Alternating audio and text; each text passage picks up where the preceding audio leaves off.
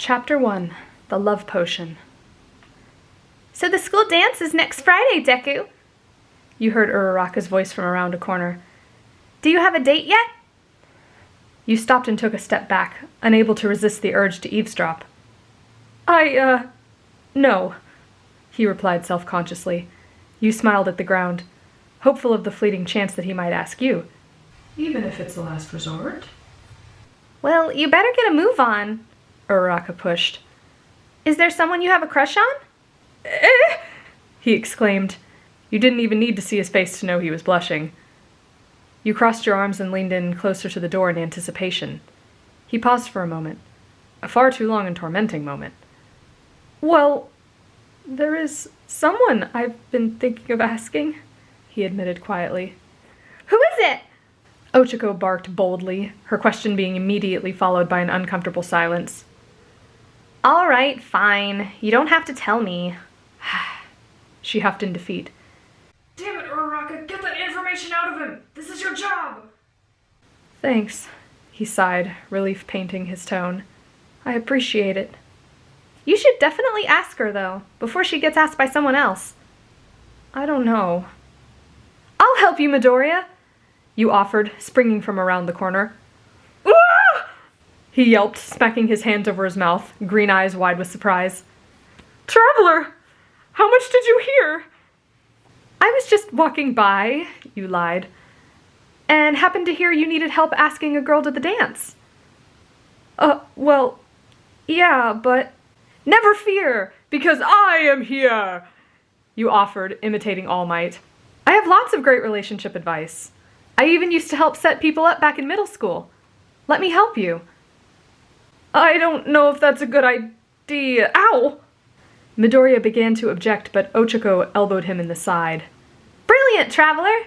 she cooed, turning to Midoriya and speaking deliberately. "Who better to give you advice on a special girl than her?" The two of them exchanged a significant glance, and he stared bashfully down at the floor. When he didn't object again, she shooed him off in your direction. You smiled at them, waving at Uraraka as you walked away with Izuku. She gave you a playful wink as you turned.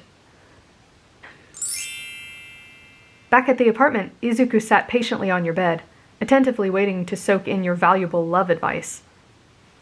"So, Midoriya, tell me what you think is special about this girl," you stated, trying to get the ball rolling. He fiddled with his fingers, staring down at the comforter. "Well,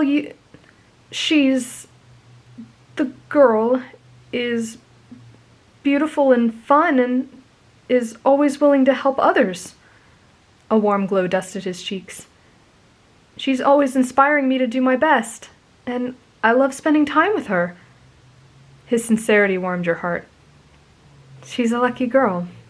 You smiled, the bitter tang of jealousy crawling on your tongue.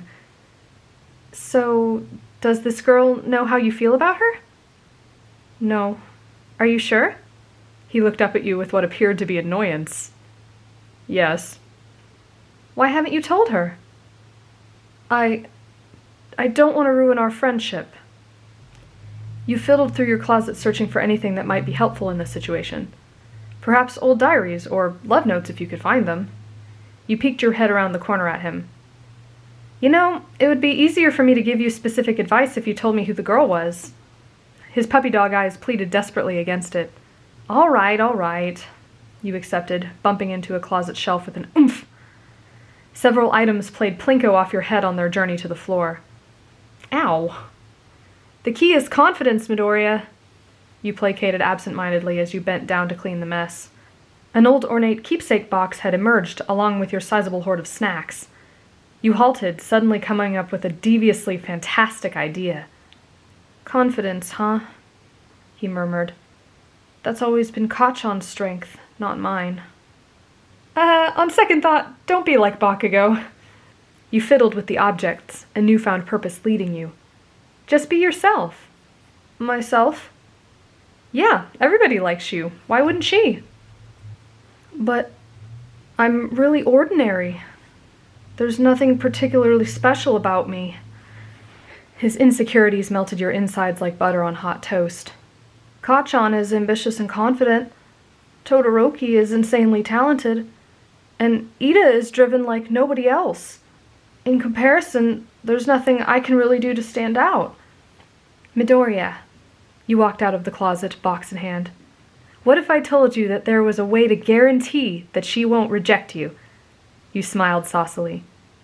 I'd say you're ridiculous, he said playfully. Or you're just overestimating me. You walked over, sitting down on the bed and placing the box square between the two of you. What's this? He asked. Have you ever heard of quirks that can force people to fall in love?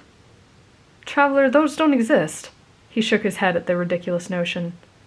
Really, Midoriya? You've met someone who can take control of your mind just by speaking to him. And Aizawa can counsel quirks just by looking at you. And you really don't believe quirks can make someone fall in love? His mouth twisted in a unique way. But love is a complicated emotion. It involves time as well as building trust. There's no way a quirk could do that. You got me there, you uttered thoughtfully. Let me rephrase then. What I'm talking about is a powerful infatuation quirk. He raised his eyebrows with heightened attentiveness, but a slight glint of suspicion still rested behind his features. Think about it, you continued. A lot of feelings of love have to do with neurotransmitters in the brain. That and hormones. So if you can alter the levels of those, there you have it. Love quirk. I guess that makes sense, he mumbled, finger to his lips. I knew a girl in middle school who used to use it on the boys. She was able to produce a fine powder that she could sprinkle into someone's drink. I was a bit jealous, to tell you the truth. But every time, without fail, she was able to make the boys enamored with her, one after the next. You opened the box towards him, revealing a sizable pile of sparkling dust. His eyes widened. So, this is... That's right, you grinned mischievously. Your trump card, Midoriya.